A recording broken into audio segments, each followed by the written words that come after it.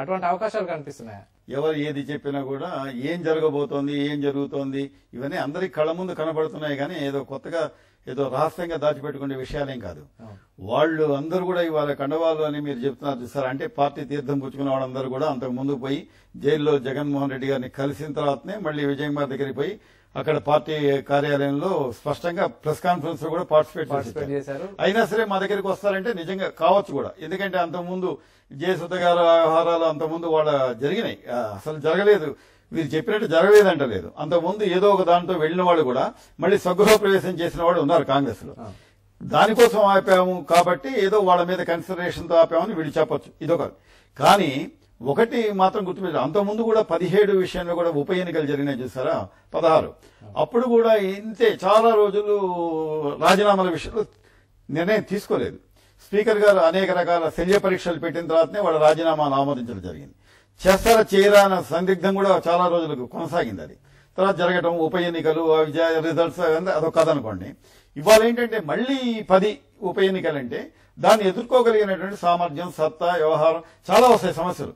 మన సహకార సంఘాల ఎన్నికలే చాలా ఇబ్బందులు ఉంటే మళ్ళీ కొత్తగా ఉప ఎన్నికలు, అసెంబ్లీకి సంబంధించిన ఉప ఎన్నికలు అంటే మరొక భారం అవుతుంది. అది ఏది పార్టీలకు కూడా భారమే. కాబట్టి ఏంటంటే వాళ్ళు ఇది కొన్నాళ్ల పాటు ఇది వాయిదా వేసే కార్యక్రమమే వాళ్ళకి బెటర్. కానీ ఈ లోపల ఈ ఎలక్షన్లు వచ్చాయి, ఎమ్మెల్సీ ఎలక్షన్ వచ్చినాయి. ఇవాళ దీనికి తోడు ఇంకోటి ఏం నడుస్తుందంటే మిమ్మల్ని మీరు పెట్టండి అంటే మీరు పెట్టండి అని వైఎస్ఆర్ సిపి టీడీపీ మధ్య అవిశ్వాస తీర్మానం గురించి చర్చ నడుస్తుంది. మీకు సత్తా ఉంటే మీరు పెట్టండి అని వాళ్ళు అంటారు. కాదు మీకు అసలు మీకు నిజంగా ప్రభుత్వాన్ని పడగాలి చిత్తశుద్ధి ఉంటే మీరు పెట్టండి అని వాళ్ళు అంటారు. చివరికి వాళ్ళు ఎవరు పిల్లి మెడలో గంట కడతారో తెలియదు. కాబట్టి దీన్ని ఒక రకంగా చెప్పాలంటే ఎవరు ఏ ఎమ్మెల్యే ఎవరి పట్ల ఉన్నారు, ఎవరి లాయల్టీ ఎవరి మీద ఉంది అని తెలుసుకోవాలంటే కూడా ఈ ఎలక్షన్ ఉపయోగపడతాయి. అంటే దీనివల్ల ఏమి అటు ఇటు క్రాస్ ఓటింగ్ జరిగినా గవర్నమెంట్ కి ఏమి ఇబ్బంది ఉండకపోవచ్చు అనండి. నైతికంగా చాలా ఇబ్బంది అవుతుంది. ఒకవేళ కనుక ప్రభుత్వానికి వ్యతిరేకంగా వాళ్ళు ఒక అభ్యర్థిని పెట్టి గెలిపించుకోగలిగారనుకోండి, అది ప్రభుత్వమే ఉంటుంది. అంటే ప్రభుత్వం కూడా ఒక అభ్యర్థిని పెట్టి అవతల వాడని కనుక ఇవాళ దెబ్బ కొట్టగలిగామని చెప్పి కనుక శాసనసభ వేదిక సాక్షిగా కనుక వీళ్ళు రుజువుపరుచుకుంటే వాళ్ళు ఢిల్లీ దాకా వీళ్ళ ప్రతిభ వెలిగిపోతుంది.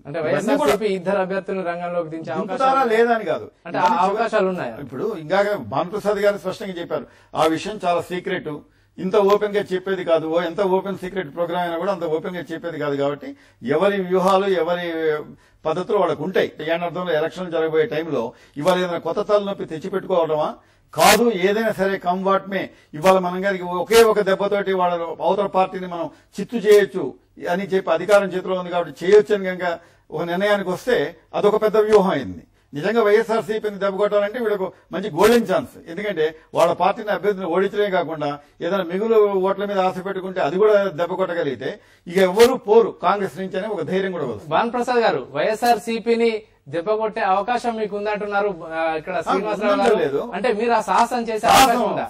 ఆంధ్రప్రదేశ్ అసెంబ్లీ చరిత్రలో ఎప్పుడూ లేని విధంగా ఈసారి మొట్టమొదటిసారి చాలా మంది ఊగిసలాట్లో ఉన్నటువంటి పరిస్థితిలో ఉన్నారు మెంబర్స్. కాబట్టి వాళ్ళు ఏ వైపుగా అడుగులు వేస్తారు అనేటువంటిది ఇక్కడ ఈ ఎమ్మెల్సీ ఎన్నికల్లో ముఖ్యమైనటువంటి అంశం. ఇంతవరకు ఎంఐఎం ఏ విధమైనటువంటి నిర్ణయం తీసుకుంటుందో తెలియనటువంటి పరిస్థితి.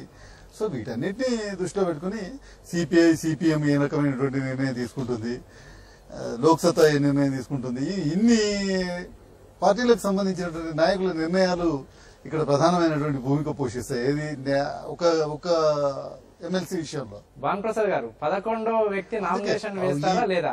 11వ అభ్యర్థి అనేటువంటిది ఇప్పుడు నేను చెప్పినటువంటి ఎమ్మెల్యేస్ మీద డిపెండ్ అయి ఉంటుంది. వాళ్ళని మేము ఆకట్టుకోగలుగుతామంటే మేము నిలబెట్టే అవకాశం ఉంది, లేదు మేము వాళ్ళని ఒప్పించగలుగుతాం, మెప్పించగలుగుతాం, మేము ఆ ఓట్లు పొందగలుగుతాం అనేటువంటి నమ్మకం మాకు లేనప్పుడు మేము నిలబెట్టాం.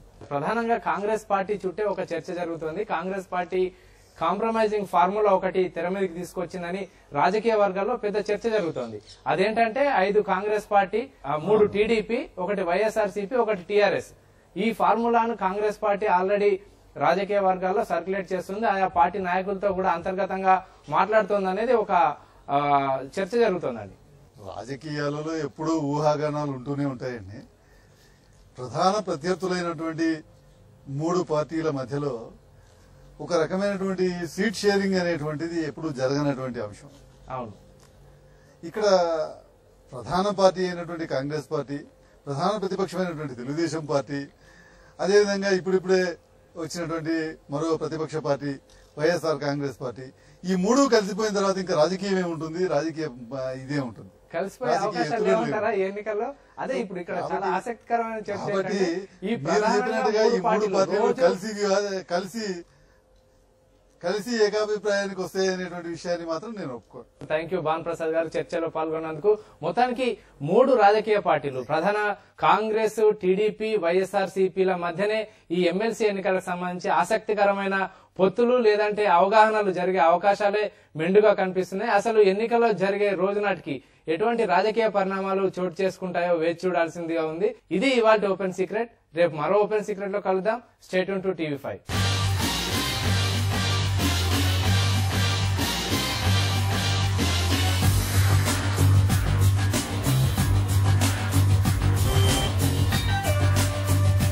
Action!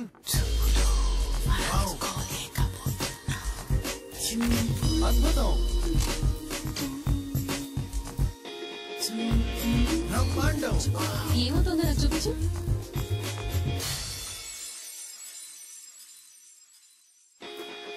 Silk magic!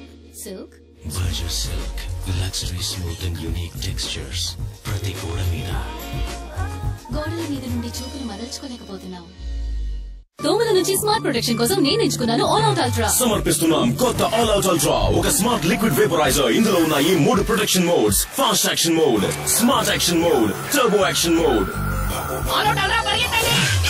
Smart protection నా హైటెక్ సూపర్ హీరోస్ కోసం. New all out ultra gives bus that protects your family. విదేశాల్లో పనిచేయాలని మనసు పీకుతుందన్నా. విదేశాల్లో పనిచేయడానికి వర్క్ వీసా ఉండాలి, ఉద్యోగం తాలూకు కాంట్రాక్ట్ ఉండాలి. ఇంకా ఈ పనంతా రిజిస్టర్డ్ ఏజెంట్ ద్వారానే చేయించుకోవాలి. తప్పు ఏజెంట్, ట్రావెల్ ఏజెంట్ తో కాదు. ఒక నెంబర్ చెప్తాను, గుర్తుంచుకో. 1800-11-30-9. ఇది టోల్ ఫ్రీ నెంబర్. విదేశాల్లో పనిచేయడానికి సంబంధించిన సమాచారం అంతా ఇక్కడ నుంచి తెలుసుకోవచ్చు. ప్రవాస భారతీయ వ్యవహారాల మంత్రిత్వ శాఖ. ముత్తూట్ ఫిన్కా ప్రవేశపెడుతుంది వడ్డీ రేట్లపై తగ్గింపు మరియు రోజువారీ వడ్డీ స్కీమ్ సౌలభ్యం. ఇప్పుడు మరింత ఆకర్షణీయంగా express 3 minute gold loan. Muthoot Fincorp, జీవితాన్ని మార్చుకోవాలనుకున్నప్పుడు. మనోభావాలు మారినప్పుడు నేను మారుతాను.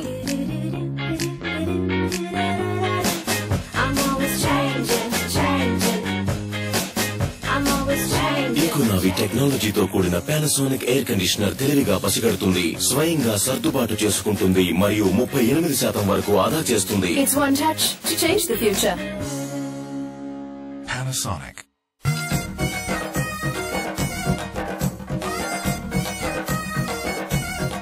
ఈయన్ని చేసుకుంటే నీ కాపురం కోళ్లబూట్లోనే. Sukus kelivan sukus onum badokla domadegi la la la la la la la ramas manush kare kya sukus kelivan sukus onum badokla domadegi.